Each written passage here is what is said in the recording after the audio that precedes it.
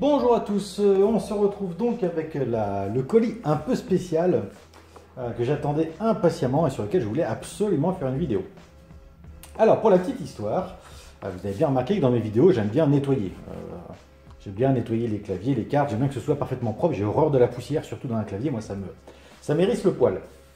Donc j'ai un copain qui travaille en fait dans la charpente et couverture. Et il y a quelques temps, il m'avait dit avoir trouvé une machine comme ça dans un grenier. Dans un grenier qui était resté relativement à l'air libre puisque la toiture était foutue. Donc il a demandé au propriétaire s'il en faisait quelque chose et il m'a dit bah écoute, quand j'aurai le temps, je te l'enverrai. Donc il me l'a envoyé.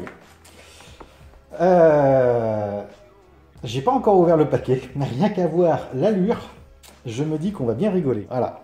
Donc l'Amiga, donc je sais que c'est un Amiga 500 puisqu'il me l'a quand même identifié. Il est là-dedans et visiblement toutes les tâches que l'on voit là, c'est de l'humidité et ça sent pas bon. C'est entre le mélange de pisse de chat, crotte de souris et vieux vêtements moisis. Je vais protéger ma table quand même et je vais le déballer.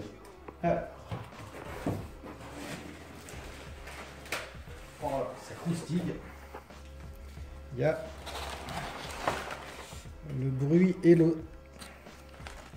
Oh mon dieu. Il y a le bruit et l'odeur.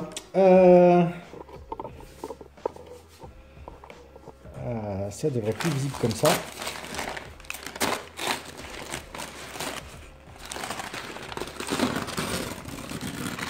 Waouh.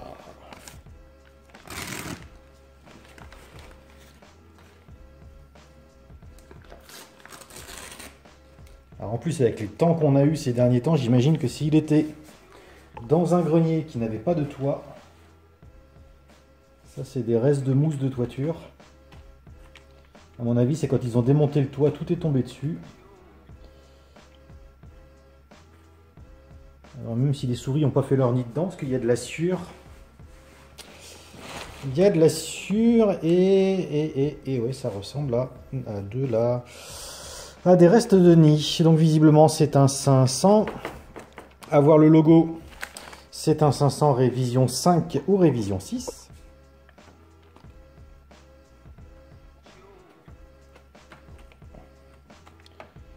Hop. Mais où je vais mettre ça moi?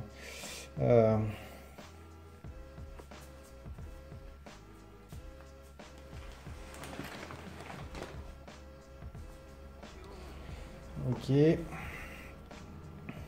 Ah, il manque la PCB du clavier.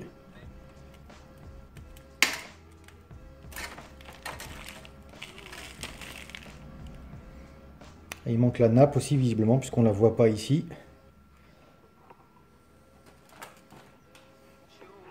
Voilà, par contre le blindage est super propre.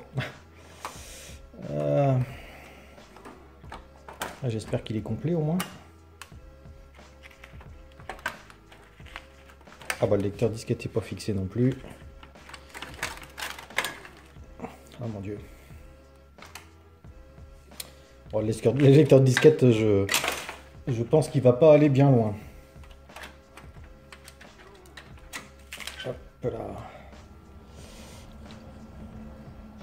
Ouais, il devait y avoir un nid de souris là-dedans. On a des pluches qui ont bougé. Il y a de la poussière un peu partout, il y a de l'eau, il y a des restes de toiture, de boue. C'est bien un révision 6A. Donc on voit qu'on peut rajouter des chips pour avoir les 1 MO de chip RAM. Il n'y a pas d'extension bien évidemment. On est en ROM, eh ben, c'est la ROM d'origine. Ok, bon ben petit défi, essayer de remettre à neuf cet Amiga. Moi j'y crois, hein, parce que pour ceux qui ont vu la vidéo sur l'Amiga Camping, l'Amiga 500 qui était complètement rouillé était vraiment pas en meilleur état. Donc là ben, ça va être un gros travail de nettoyage. Pour l'électronique, je ne me pose pas de questions, je sais que ça ne posera pas de problème. Ce qui m'embête plus c'est pour le fonctionnement du clavier. Alors est-ce que je vais être obligé de démonter toutes les touches une par une pour pas que ça croque? On va voir ça. Voilà, donc eh ben, je ferai bien sûr une vidéo là-dessus. Par contre, je vais aller le laver dehors, hein. Je vais éviter de faire ça dans ma salle de bain, parce que sinon je vais pourrir mes siphons. Voilà, et bien on se retrouve donc, j'espère, très très bientôt pour le nettoyage, la remise en état et la restauration de cet Amiga. Allez, à bientôt et merci d'avoir regardé cette vidéo.